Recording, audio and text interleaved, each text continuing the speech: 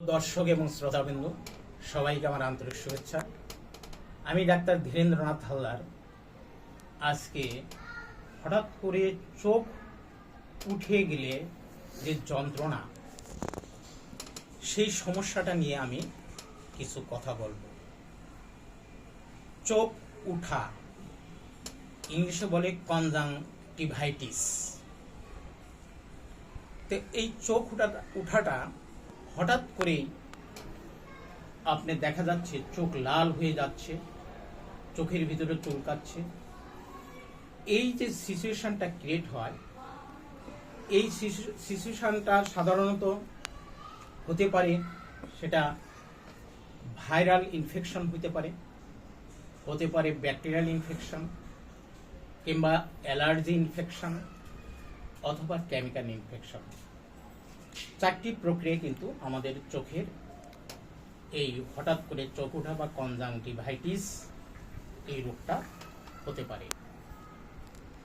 তো এটা একটা কমন, অনেকেরই চোখ ওঠে, চোখ লাল হয়ে যায়। আমাদের চোখের যে সাদা অংশটা, আমাদের চোখের চারিপাশে যে সাদা অংশটা, এটাকে বলা হয় কনজাংটিভা, আর এটার প্রদাহকে বলা হয় কনজাংটিভাইটিস। তো আমরা সাধারণত চোখের যে সিমটম সেটা ভালো করে অবজার্ভ করে আমরা রোগীকে ওষুধ দিয়ে থাকি। এটার জন্য খুব ভালো ভালো মেডিসিন আছে।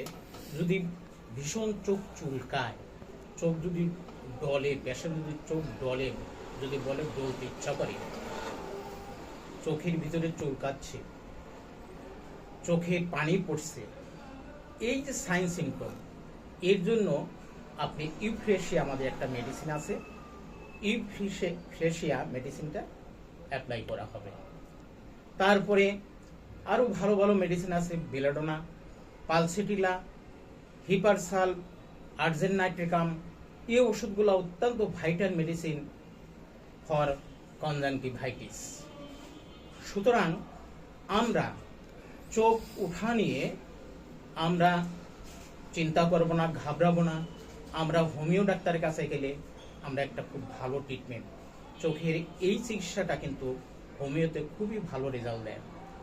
সুতরাং চোখ উঠার যার সমস্যায় হঠাৎ করে দেখা দিবে, তারা ডাক্তারের কাছে আসবেন, হোমিও ডাক্তারের কাছে আসবেন।